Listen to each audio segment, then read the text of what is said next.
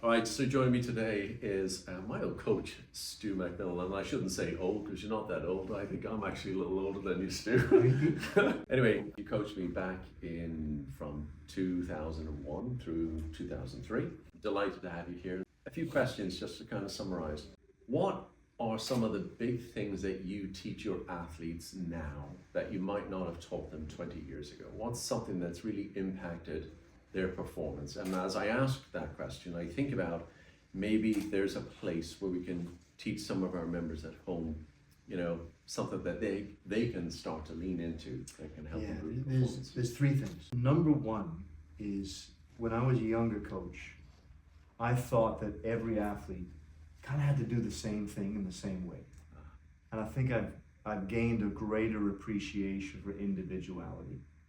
One thing I talk about a lot now is every individual is not the average of every individual. We're all different. We all have different bodies, we have different experiences, we live different lives, we move differently. And that's very important for us to understand as coaches. And it's really important for athletes to understand as well as any human to understand. We're going to move differently from everybody else. When we're looking at other people, don't judge how you move as an athlete, as a human, as a whatever, by what you're seeing. Yeah. So it's really important. So that's number one.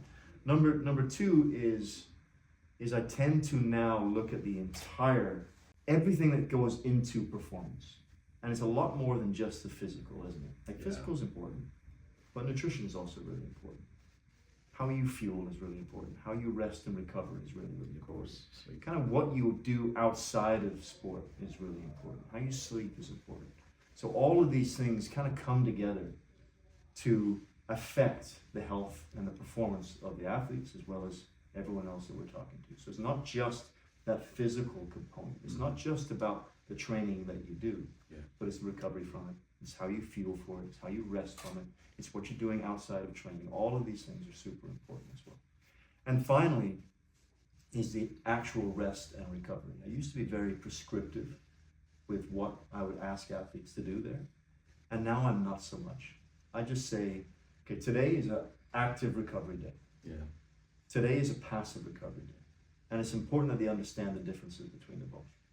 So an active recovery day is I want them to do something that when they're finished, they feel better. Yeah. Pretty simple.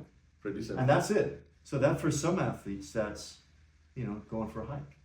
And if you remember one of your old training partners, three-time Olympian and Olympic gold medalist, Steve Messner. Yeah. Every Sunday was an active recovery day for him. And he would drive out to the mountains for an hour.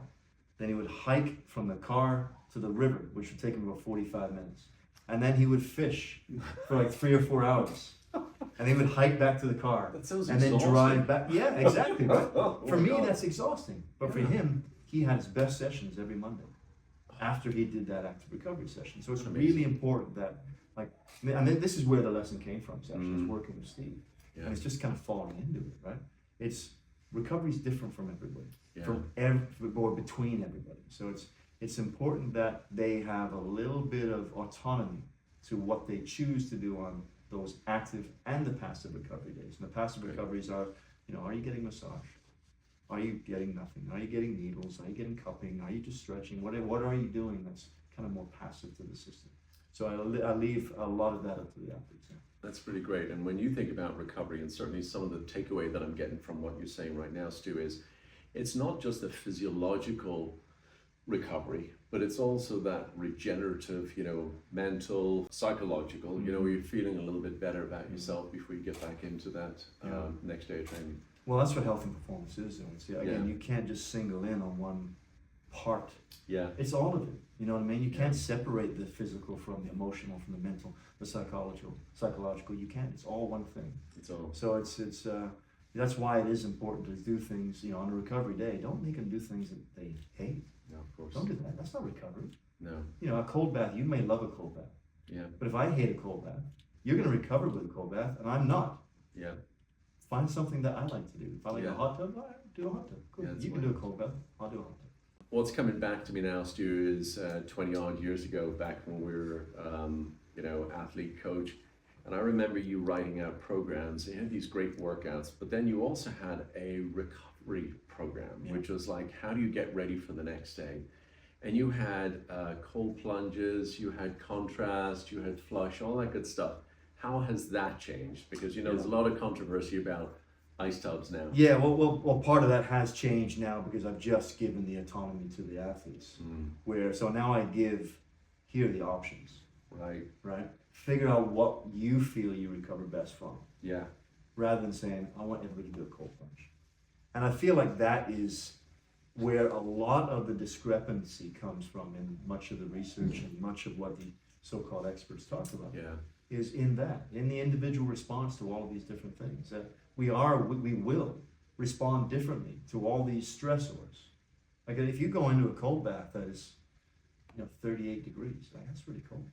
That's stressful. That's really cold. Yeah. That might be stressful. That's really stressful for me. Yeah. It might be really stressful for you. Yeah. For some people, they'll be able to sit in there for 15 minutes and, do whatever. And it's not stressful for them, right? So it's all very individualized. So I just say, just find the thing that makes you feel better. And I'll give them options now.